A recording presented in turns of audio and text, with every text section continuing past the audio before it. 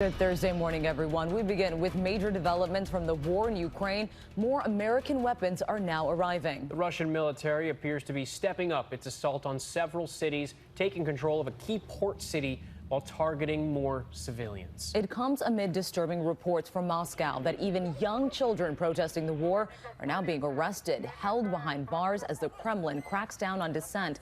Our James Longman in Moscow reports that protesters face up to 8 years in prison and children could face up to 3 years behind bars. Meanwhile, we heard again overnight from Ukraine's president insisting Russians will not have one quiet moment as they advance on the capital. This morning, more American-made weaponry is arriving on the battlefields of Ukraine. A source says the U.S. has now delivered hundreds of Stinger anti-aircraft missiles to Ukrainian forces as the Russian invasion escalates.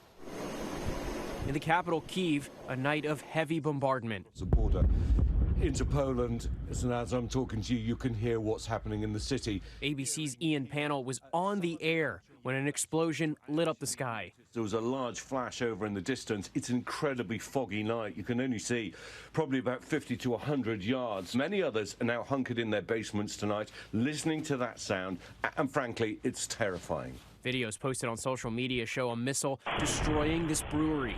And this massive explosion was seen at a Ukrainian air base near Kharkiv, an ammunition depot apparently hit. Now, Russia has reportedly taken the key port city of Kherson, the first big city in Ukraine to fall into enemy hands. New satellite images reveal some of the destruction. Impact craters surrounding this village near the Ukraine-Russia border, and several homes are on fire. Ukrainian officials now claim more than 2,000 civilians have been killed, the UN confirming about 530 casualties so far.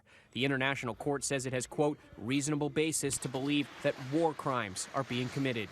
Ukrainian defiance is growing. Videos online show hundreds of people blocking this road to the country's largest nuclear facility. And Pentagon officials say the Ukrainians are now targeting that 40-mile-long Russian convoy bearing down on Kyiv, which apparently stalled about 17 miles from the capital. We believe the Russians are deliberately actually regrouping themselves and reassessing the progress that they have not made and how to make up the lost time. Two, у них не буде тут спокою. In his latest video from a bunker in Kyiv, Ukrainian President Vladimir Zelensky telling his country, we are a nation that broke the enemy's plans in a week. He claims about 9,000 Russian soldiers have been killed, far more than the number Moscow reported. Росіян за один тиждень. Zelensky speaking directly to Russian troops saying, tell your commanders that you don't want to die. Get back to where you've come from.